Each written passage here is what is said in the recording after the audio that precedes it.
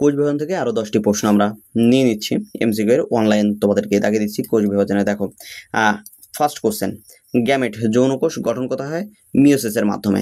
Second কোশ্চেনে mitosis আর মিওসিসের মাধ্যমে কি হয়, যৌনকোষ থেকে এখানে 2n ছিল, কত হয়ে গেছে, n হয়ে গেছে। কত হয়ে গেছে, 2n থেকে আমার কত হয়ে গেছে, n।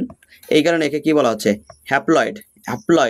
এবং মাইটোসিসে 2n থেকে কত হয়েছে, 2n থেকে আমি আবার কত পাচ্ছি, 2nই পাচ্ছি, এই কারণে একে কি বলা হচ্ছে, ডিপ্লয়েড। 4 নম্বর প্রশ্ন, সাইটোকাইনেসিস কাকে বলা হয়? সাইটোকাইনেসিস কি জিনিস? দুটো কোষকে যখন বিভাজিত করে। দেখো, মাইটোসিস এবং মিওসিসের শেষ পর্যায়ে সাইটোকাইনেসিস হয় এবং সেখানে কি হয়, কোষ বিভাজিত হয়। সাইটোকাইনেসিস কি, কোষ বিভাজন করে। মাইটোসিস এবং সাইটোসিসের যে তুলনা করা হয়েছে সেখানে কি বলছে, 2n থেকে যেহেতু 2 হচ্ছে, সুতরাং কোষগুলো কি হচ্ছে, অভিন্ন, এবং এখানে ক্রসিং হচ্ছে না। কি হচ্ছে না, ক্রসিং হচ্ছে না। আর এখানে কি হচ্ছে, কোষগুলো কি হচ্ছে, ভিন্ন প্রকৃতির, 2n থেকে n প্রকৃতির, এবং এখানে ক্রসিং হচ্ছে। এখানে যদি দেখতে চাও তাহলে দেখিয়ে দিচ্ছি। এখানে দেখো যে ধরনের কোষগুলো রয়েছে, ক্রোমোজোমগুলো রয়েছে, এখান থেকে দেখো ক্রোমোজোম কি হয়েছে, মিক্স হয়ে গেছে। এখানে ক্রোমোজোম মিক্স হয়ে গেছে, এটা এজ লাল রঙের ছিল কিন্তু পরেরটা কি হয়ে গেছে, মিক্স হয়ে গেছে, একটা লাল একটা সবুজ, সেরকম একটা লাল একটা সবুজ এখানে মিক্স হয়ে গেছে। সুতরাং এই কারণে একে কি বলছে, ভিন্ন প্রকৃতির হয়। নেক্সট কোশ্চেনের দিকে যাচ্ছি। এখানে বিভ্রাট অর্থাৎ কি, কোষ যদি অত্যন্ত পরিমাণে বিভাজিত হয় তাহলে কি হতে পারে, ক্যান্সার হতে পারে।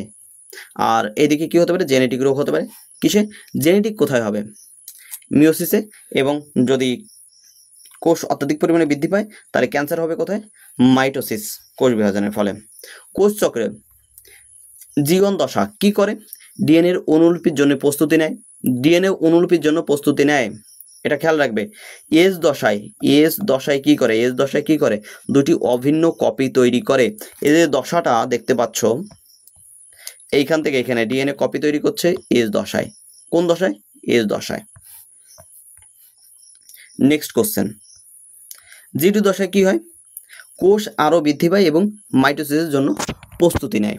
নেক্সট কোশ্চেনে দেখো, সেন্ট্রোজোমের গঠন কেমন হয়, এটা 9+0 অথবা 9+2, 9+0 অথবা 9+2 এর গঠন প্রকৃতি। সবাইকে অনেক অনেক ধন্যবাদ। আবার দেখা হচ্ছে পরের ভিডিওতে। তার আগে সাবস্ক্রাইব, লাইক আর কমেন্ট করে দাও।